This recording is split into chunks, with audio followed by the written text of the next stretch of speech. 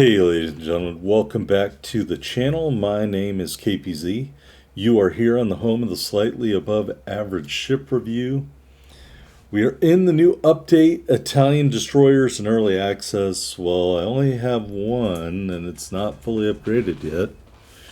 So instead I can bring you a match in an Italian destroyer that's been around a while.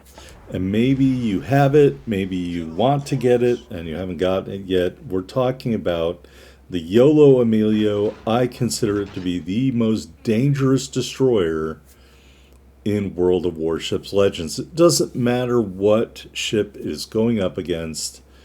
If the YOLO can get torpedoes out, it has some of the most damaging torpedoes in the game. And if you can get a torpedo salvo or several torpedo strikes, even on the healthiest battleship, you can reduce them to a sunken wreck in the Paolo Emilio. All right, we are on northern waters. Real quick, going to WoW's builds. Taking a look at the stats here. The Sigma of the Paolo Emilio 2.0. Fires per minute 2.97. Arming threshold of the armor-piercing shells 23 millimeters. The overmatch is 9 millimeters. And the torpedo reaction time, 9.76 seconds. It is a fast ship. It's not very concealable, but especially in matches with an aircraft carrier spotting for you, this thing is supremely dangerous. And if you play with a teammate and they are pretty good at carriers and they've got a good Tier 7 carrier like the August von Parzival, maybe one of the premium carriers, you can really be a threat in this ship with the carrier plane doing overwatch on you. You know, coordinate when you're going to throw up that rolling smoke screen. Make sure that the carrier player's got his plane near you so you can use it as proxy spotting. And then you really don't need to know individually where the ships are. Because the big weakness for this ship and any ship with rolling smoke is that you don't have a detection capability once that rolling smoke goes up.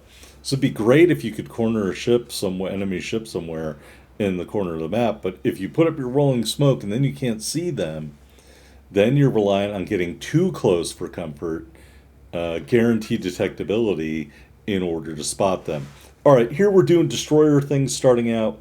We capture the Alpha Cap. My teammates were kind of leaving me out here hanging, so I'm going to leave. We're spotted. I know I am spotted by the Cadro. Going to light the Cadro up with our high explosive shells. Honestly, if they gave this ship SAP, folks, it would just be too OP. They would have to make it a legendary tier destroyer. And I mean, would anybody really be bummed out about that? I know I wouldn't. In real life, this thing was a cruiser anyway, a light cruiser of some sort. Scipio Africanus class. I think I talked about that in my original video on the ship. I'll throw a link in at the beginning of this one. So the Cadro dropped spot because we're smoke screening anyone who could have spotted him. So we're going to launch some torpedoes just out there into the mist. Really one torpedo hitting a destroyer, maybe 2 torpedoes on a cruiser. Game over for that ship.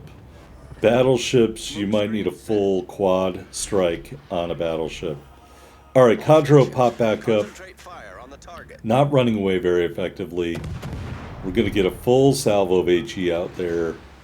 Not as great as I would have hoped.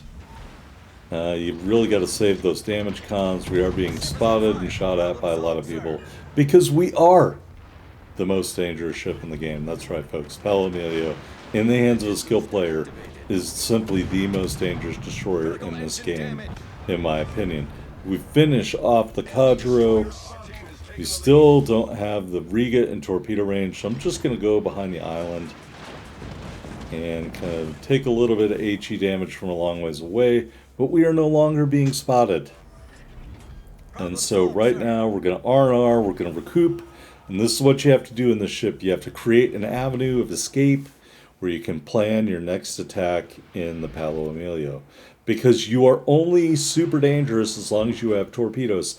It has 8 guns, and that is very true, but they don't do enough damage, they don't reload fast enough for you to be a threat as a gunboat. Your ship is too big and too slow. Or, pardon me, too big and the reload's too slow. You're not going to win a gunfight against a true gunboat in the Paolo Emilio. You are a torpedo boat. You're counting on getting close enough to an unaware enemy ship, and then you're going to do a torp run. You're going to hit your speed boost. You're going to throw up your rolling smoke screen. You're going to close in. You're going to torp out. That's how you kill enemy ships. But when you're not doing that, you can continue doing destroyer stuff, like another solo base cap, which we got here in the Paolo Emilio. All right, I'm hoping the Riga will come around the mountain. The Riga is not coming around the mountain. Instead, he's getting smashed by an enemy blue ship or friendly blue ship that went way back in the backfield there. I don't really recommend that. Some are CE way over there. The Riga decides to take off. We will launch torpedoes at him just in case, but I am expecting the Riga to be killed. I'm not going to expose myself to the Riga, although I think he spotted me anyway. But yeah, the Riga's dead. He was maneuvering. Our torpedoes wouldn't have hit him anyway. Now, that friendly battleship way back in the backfield there, I do not recommend that. He is going to 1v2 with the Summers and another battleship. That is a bad idea. And going to save that guy really won't work because he has almost no health left at this point. When you do something like that in a battleship, you're going to attract the attention of the enemy team. So just don't do that. I mean, I'm glad that he killed the Riga, but you know, I just don't think this was well thought out strategy. Strategery. All right, he's dead. All right, so we got a Summers out there. We've got, I believe it is an Iowa. So I head this way, and I'm like, maybe I can take out the Summers. Or maybe I can take out the Iowa. Our team's only lost one ship. Enemy team's lost 3 ships. And so we have a commanding points lead of about close to 300 points. Not exactly 300 points, but close to it. Summers is over near that island. We're gonna let him go. I thought, oh, maybe if I spotted him, I could shoot some torpedoes at him or something. But I think this Iowa is isolating himself from the rest of the team, and so I'm going to use this opportunity to take out the Iowa, or try to, here in the Paolo Emilio. You can see I have my AA off. I think that's because the last game I had in this ship, I turned off my AA. So clearly I should have turned it on. There's an enemy spotting plane right there. I must have been in a carrier match. So make sure you check that stuff. A lot of these default values from the last match, I keep forgetting to reset that. All right, so we're going to torp out at the Iowa there. Just trying to maintain my distance a little bit. 2 ships to 4 right now. And we are kind of turning away. I'm hoping that those torpedoes get the job done and I won't need to go back for another bite at that apple. And as you can see, very short torpedo range. Iowa already out of range. And so we're just doing a big circle. Did we not get any torpedo strikes on the Iowa? Lame. Bad aim and lame. So we failed in our attempt to dev strike the Iowa. But I do have something coming up on a reload. That's right, my last engine boost. And my plan is to hit the engine boost, go in there, and get this last rack of torpedoes out. We're spotted already. We hit the engine boost. The Iowa hasn't shown me anything that makes me think he's particularly good at anything.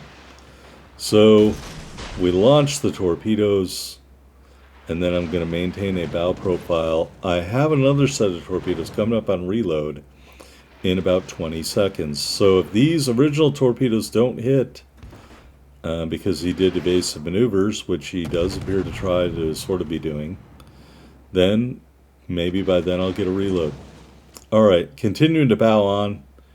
He is starting to turn away. So let's see if I can set him on fire just for scare tactics. No, I cannot. My torpedoes miss. His salvo does not get the job done.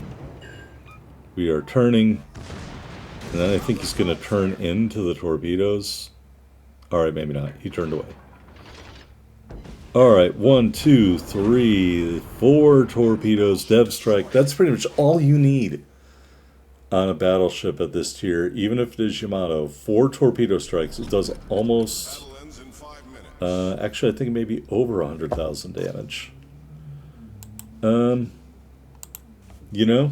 So, I mean, let's go look at WoW's builds really quickly. I closed out my WoW's builds thing because I'm a moron.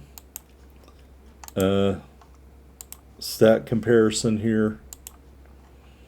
Alright, the torpedoes do blah blah blah 23,767 damage per torpedo. That's pretty awesome. Alright, looking at our stat comparison, 20 destroyers at tier 7. Hit points, number 1, Palo Emilio, 24,400. Main battery firing range, number 1, Shenyang, 11.5. Number 2, Palo Emilio, 11.4. HE DPM, number 1, Kirasame, 234,783. Second from the bottom in 19th place, Palo Emilio, 87,477. Torpedo damage, number 1, Palo Emilio, 23,767. Max speed, number 1, Palo Emilio, 43.5 knots. That is your stat comparison at tier 7. So you got a very fast destroyer that has high damage torpedoes. You got a unique consumable in the rolling smokescreen, and you got a lot of hit points. So that's how you should tailor your build. I think we're going to see some insane matches in this ship when the new commander is finally unlocked. He's a concealment commander, and that is just going to make this ship even more dangerous, folks.